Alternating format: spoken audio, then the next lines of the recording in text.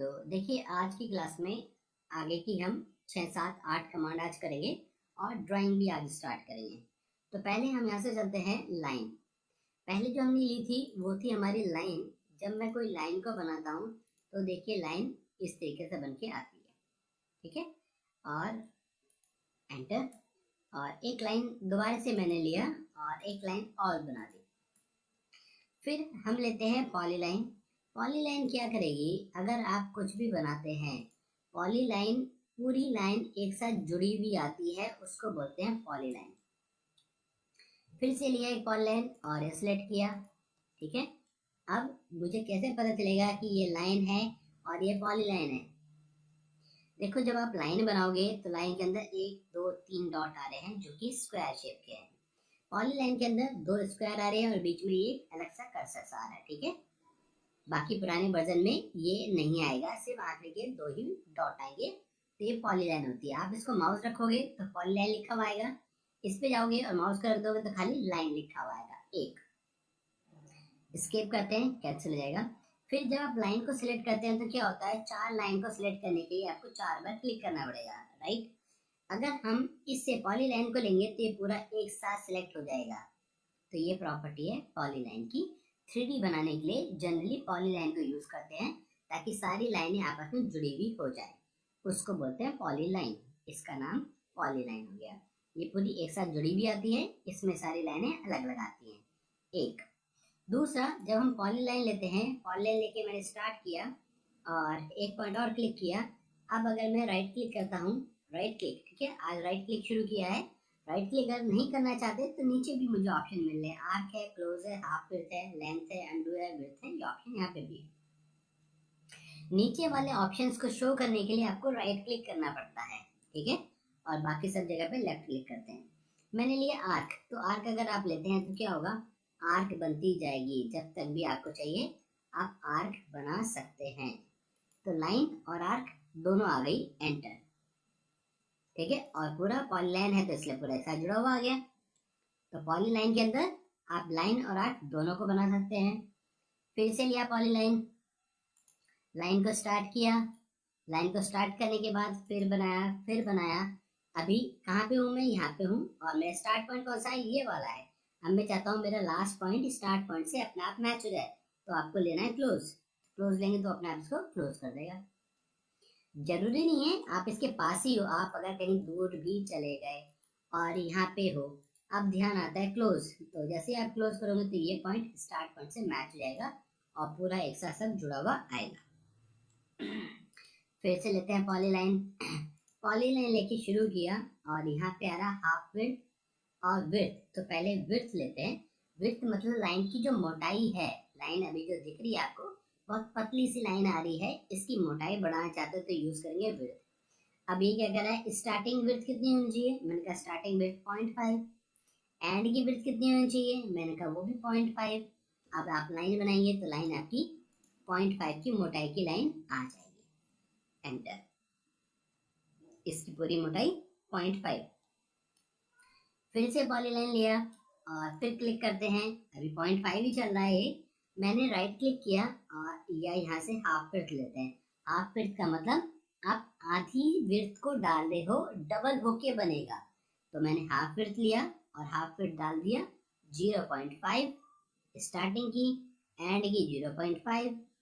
तो अब ये क्या हो गया, 0.5, 0.5, 1। अब इसकी मोटाई होगी 1, जबकि विड्थ के अंदर था ये टोटल ही 5.5 टोटल था, यहाँ पे टोटल हो गया 1.5 और ये हो गया 0.5 प्लस 0.5 1। तो हाफ विड्थ का मतलब डबल।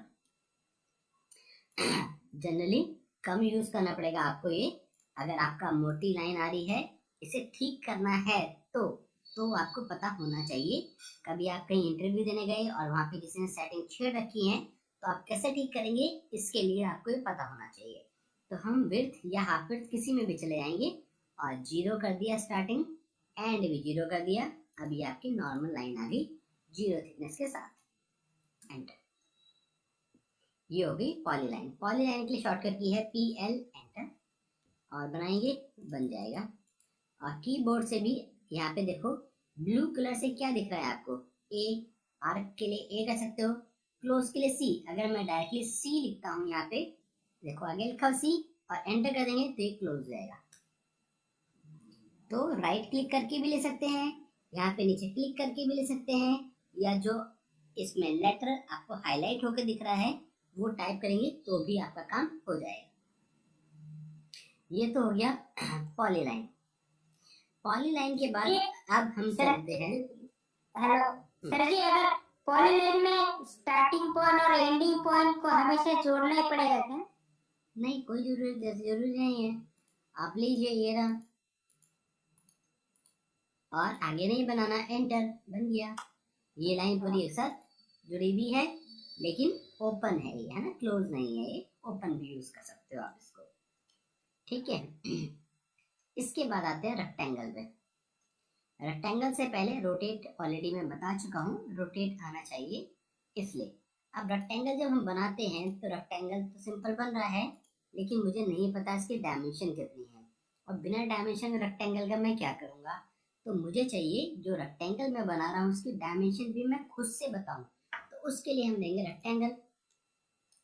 पहला कॉर्नर आप क्लिक करिए। अगर आप पहला कॉर्नर क्लिक नहीं करते, गलती से आपने राइट क्लिक कर दिया, तो चैम्फर, एलिवेशन, फेट, विड्थ ऐसा कुछ आएगा, तो इसका मतलब है आपने लेफ्ट क्लिक नहीं किया है। ये ऑप्शन मैं आगे आपको बता दूंगा, ठीक है। विड्थ वाला ऑप्शन तो वही है जो भी पॉलीलाइन में यूज किया हमने, राइट। तो बाकी ऑप्शन हम आगे देखेंगे। तो मैंने क्लिक किया, लेफ्ट क्लिक मतलब लेफ्ट क्लिक। अब लेते हैं और राइट क्लिक को प्रेस करेंगे और यहाँ पे मिलेगा एरिया। जो रेक्टेंगल हम बनाने वाले हैं उसका एरिया कितना होना चाहिए, मैंने बोला उसका एरिया 600 चाहिए। माउस पे आगे कर्सर के आगे लिखा हुआ है 600, एंटर। फिर लेंथ और विड्थ में से कोई एक वैल्यू आपको बतानी पड़ेगी। मैंने कहा ठीक है, लेंथ बता देते हैं, और length, enter the rectangle length. Length हमने ली 30, एंटर। तो ये रेक्टेंगल हमारा बन गया 30/20, ताकि आ जाए 600 area. Area length into width, तो लेंथ 30, विड्थ 20, तो मल्टीप्लाई कर दिया, बन गया 600 का एरिया। फिर से रेक्टेंगल लिया, क्लिक किया, राइट क्लिक करेंगे, डायमेंशन। डायमेंशन में लेंथ कितनी चाहिए आपको डालनी है, दोनों वैल्यू डालनी है। एरिया में भी 2 बार डाली थी वैल्यू, एरिया डाला था और एक लेंथ डाली थी। आपके पास लेंथ और विड्थ दोनों डालेंगे, मतलब 2 पैरामीटर आपको चाहिए रेक्टेंगल को स्पेसिफाई करने के लिए। तो पहले लेंथ कितनी चाहिए, 35 की लेंथ चाहिए, विड्थ मुझे 15 की चाहिए, और क्लिक, ये ठीक है। फिर से लिया रेक्टेंगल, क्लिक करते हैं, राइट क्लिक करेंगे, यहाँ पे डायमेंशन है, डायमेंशन मुझे चाहिए 12 और दूसरी तरफ चाहिए 25, और क्लिक, बन गया। फिर से रेक्टेंगल में आएंगे और क्लिक करेंगे, राइट क्लिक करिए और यहाँ से लेते हैं रोटेशन।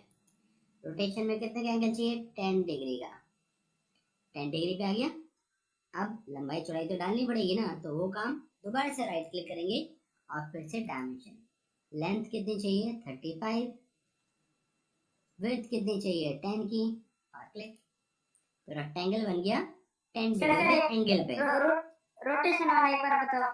दोबारा से करेंगे, रेक्टेंगल लेंगे, और अब जब आप बनाओगे तो एंगल पे ही आ रहा है, क्योंकि एक बार हमने एंगल डाल दिया है। तो राइट क्लिक करेंगे और रोटेशन। रोटेशन को अभी लिखा हुआ 10 डिग्री ना, मतलब पहले हम 10 डिग्री यूज कर चुके हैं। आपको 10 नहीं चाहिए, कोई बात नहीं, मुझे -10 चाहिए इस बार। ओके, नीचे की तरफ आ गया 10 डिग्री पे। अब लंबाई चौड़ाई तो डालनी पड़ेगी, दोबारा से राइट क्लिक करेंगे, डायमेंशन में जाएंगे, 35 की लेंथ और 12 की विड्थ, और क्लिक। तो अब ये 10 डिग्री क्लॉकवाइज, ये देखिए कौन सा एंगल बैठेगा, इसके और इसके बीच का एंगल 10 डिग्री हो जाएगा। तो रेक्टेंगल हो गया। फिर से लेते हैं यहाँ से, क्लिक, राइट क्लिक। अब मुझे सीधा चाहिए दोबारा से, तो क्या करेंगे, रोटेशन को आप 0 कर दो, मुझे रोटेशन नहीं चाहिए। तो आपका सीधा आ गया। डायमेंशन डालनी है, डायमेंशन ले लीजिए, कितना चाहिए, डायमेंशन मुझे चाहिए 25 का, और दूसरा चाहिए 10 का, और क्लिक, बन के आ गया और सीधा हो गया। तो जब तक आप एंगल को 0 नहीं करेंगे, वो एंगल पे बाय डिफॉल्ट आता रहेगा, आता रहेगा। एंगल को या यूनिट को सेट करने के लिए हमारे पास कमांड है। आपको यहाँ से ढूंढने में थोड़ी सी प्रॉब्लम होगी, उसके लिए कमांड है UNITS, यूनिट्स। ये कमांड है यूनिट्स के लिए। यहाँ पे जो हम यूनिट यूज कर रहे हैं वो कौन सी है, वो है डेसिमल। मैकेनिकल का काम डेसिमल में होता है, मिलीमीटर में, सेंटीमीटर में, मीटर में, किलोमीटर में, इसमें होता है, तो वो सब आएगा डेसिमल में। जो सिविल वाले होते हैं वो इंचेस फीट में अगर काम कर रहे हैं तो उनको लेना पड़ेगा आर्किटेक्चर, ठीक है। इसी तरीके से और भी हमारे पास यहाँ पे यूनिट के स्टैंडर्ड दे रखे हैं, 1 2 3 4 5 स्टैंडर्ड यहाँ पे दिए गए। हमने डेसिमल रखा, डेसिमल के बाद प्रिसीशन आ रहा है। प्रिसीशन का क्या मतलब है, पॉइंट के बाद कितने डेसिमल आने चाहिए, 4 डेसिमल आ रहे हैं, मैंने कहा 3 डेसिमल, मतलब 10.000, 3 बार जीरो आएगी पॉइंटों के बाद। यूनिट कौन सी चाहिए, यहाँ पे बहुत सारी यूनिट दे रखी हैं, आपको जो भी काम की लगती है आप रख लीजिए, वो ले लीजिए। मैंने मिलीमीटर सिलेक्ट कर दिया। फिर एंगल में आते हैं। एंगल में कौन सा एंगल चाहिए, डेसिमल डिग्री ही यूज होता है हमारा, वैसे यहाँ पे भी 5 तरीके के एंगल दे रखे हैं। प्रिसीशन एंगल का रखना चाहते हैं ले सकते हैं, नहीं तो 1 डिग्री मिनिमम है तो आधा डिग्री एंगल नहीं लेगा, 1 डिग्री एंगल लेगा। और ये अभी क्या है सर जी, आधा एक मिनट, आधा डिग्री एंगल नहीं ले सकते क्या आप? अगर लेना चाहते हो तो यहाँ से इसे ऑन कर दीजिए। अब मिनिमम 0.1 डिग्री ले लेगा, 0.1 डिग्री से कम नहीं लेगा अब ये, ठीक है। तो यहाँ से हमने ऐड कर लिया, 0.5 भी लेगा, 0.6 भी लेगा, 0.1 भी लेगा, 0.1 से नीचे नहीं लेगा, 0.05 नहीं लेगा, ठीक है, 0.1 तक लेगा। अभी ये क्लॉकवाइज का क्या मतलब है, जो प्लस में मैंने वैल्यू डाली है, एंगल जो हम लेते हैं वो प्लस में आता है एंटी क्लॉकवाइज, ठीक है। अगर आप इसे ऑन कर दोगे तो प्लस का मतलब हो जाएगा क्लॉकवाइज।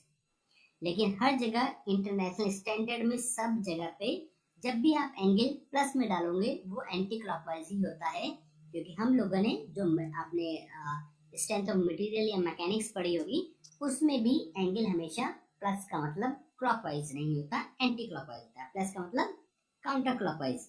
तो आप इसको डिसलेक्ट करके रखिए, प्लस का मतलब एंटी क्लॉकवाइज ही होता है हर जगह पे, तो उसको मत छेड़िए। ओके, ठीक है। एंगल और यूनिट वहां से सेट कर सकते हैं। अब अगर मैं कुछ लाइन लेता हूँ, एंटर, अब देखो पॉइंटों के बाद 3 डेसिमल आ रहे हैं, 183.157, 3 ही आ रहे हैं, पहले 4 आ रहे थे, अब 3 हो गए, ठीक है। तो आप यहाँ से इसे बना सकते हो। और एंगल के लिए मैंने बता दिया है, और शॉर्टकट की है यूनिट की UN, एंटर। जो भी अच्छा लगे, जहां से भी अच्छा है वहां से ले सकते हैं। इसके अलावा डायरेक्शन में जाएंगे तो डायरेक्शन में हमारी जो डायरेक्शन होती है इधर वाली ईस्ट साइड की, वो 0 डिग्री, यहाँ से शुरू होता है हमारा एंगल। फिर ऊपर की तरफ 90 डिग्री होता है, वो नॉर्थ डायरेक्शन होती है। फिर वेस्ट में जाके 180 डिग्री होता है, साउथ में 270 होता है, तो वो आपको यहाँ से मिल जाएगा, ठीक है। किसी को भी चेंज करना चाहते हो, वैसे कोई जरूरत नहीं है चेंज करने की, चेंज करने से आप परेशान हो जाओगे।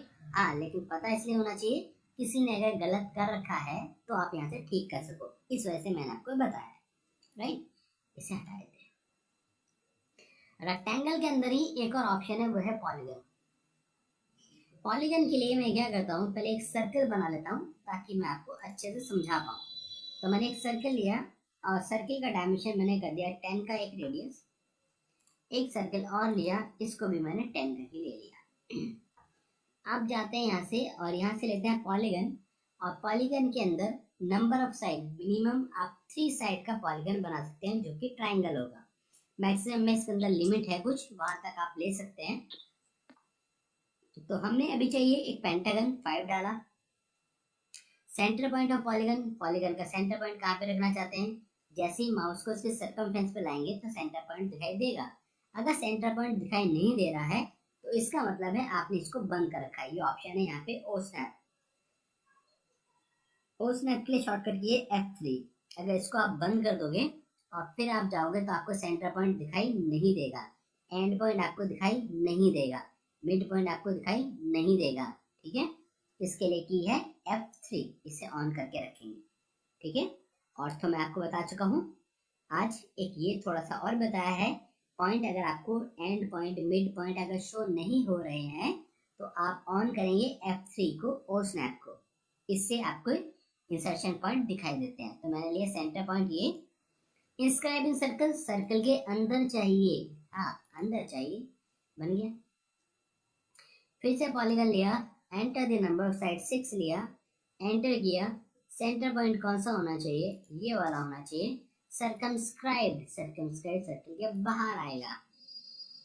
लेकिन जब भी पॉलीगन दिया होता है वो रेडियस से तो दिया नहीं होता, वो तो दिया होता है कि पॉलीगन बनाइए विद साइड ऑफ 20 mm की साइड होनी चाहिए हेक्सागन की, ऐसा दिया होता है। तो कैसे बनाएंगे, उसके लिए हम लेंगे पॉलीगन, और पॉलीगन लेके नंबर ऑफ साइड हमने 6 ही रखे। अब जब आप यहाँ पे सेंटर पॉइंट देख रहे हैं तो सेंटर पॉइंट के साथ नीचे आपको एज भी मिल रहा है, ठीक है। राइट क्लिक करके एज ले सकते हैं, इस पे क्लिक करके एज ले सकते हैं, या ई प्रेस करके एंटर करेंगे तो भी एज आ जाएगा। अब पहला पॉइंट एज का, और सीधा चाहिए तो ऑर्थो को ऑन कर दीजिए। दूसरी साइड कितनी चाहिए आपको, मुझे चाहिए 6, तो ये एक पॉलीगन हो गया hexagon with side of 6 mm। 6 mm किसकी साइड, सारी साइड 6 mm की। तो दोनों तरीके हो गए, सेंटर से भी बना सकते हो, सर्कल के अंदर इंस्क्राइब, सर्कल के बाहर सर्कमस्क्राइब, एज को यूज करके उसकी साइड में डाल सकते हो। साइड वाला एक बार और देखिए, इंपॉर्टेंट है, यही यूज होगा साइड वाला। पॉलीगन लेते हैं, फिर नंबर ऑफ साइड मैंने लिया 8, ऑक्टागन हो जाएगा। सेंटर पॉइंट नहीं चाहिए, मैंने राइट क्लिक किया और लिया एज, और पहला पॉइंट, दूसरा पॉइंट चाहिए मुझे 5 पे, क्लिक, उसकी साइड हो जाएगी इस बार 5। हमेशा ऊपर ही आएगा सर वो, क्या, अगर हमको एज चाहिए ना, मैंने 5 डाला, हाँ बराबर है, मतलब बीच में से सेंटर लाइन है, सोच समझो, और मुझे बराबर वो सेंटर को चाहिए। हाँ, तो फिर आपने जैसे नीचे सिलेक्ट किया ना 5, तो वो ऊपर चला गया। उससे कोई फर्क नहीं पड़ता, उससे कोई फर्क नहीं पड़ेगा। अगर आपको घुमाना है इसको तो रोटेट कर दो बाद में, रोटेट का एंगल होता है ना। ऑर्थो को ऑन करने से लाइन सीधी आ रही है, नीचे का बेस सीधा होना चाहिए, इंपॉर्टेंट ये है। माना अगर ये सीधा नहीं है, आपने लिया और यहाँ से मैंने से 6 लिया और यहाँ से राइट क्लिक करके एज लिया और क्लिक किया, लाइन को तिरछा कर दिया। अब मैंने यहाँ से साइड डाल दिया माना 5, तो अब तिरछे को लेके क्या करोगे, कहाँ यूज करोगे, हमेशा सीधा होता है ना।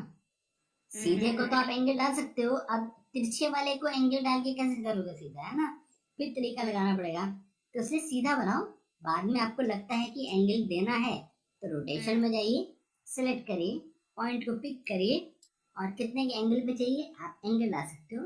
माना मैं डाल 90, अब नीचे कॉर्नर आ गया, ठीक है। तो एंगल डाल के बाद में रोटेट कर सकते हो, लेकिन इसको अब कैसे करोगे, है ना, इस पे फिर आपको अलग टाइम लगेगा।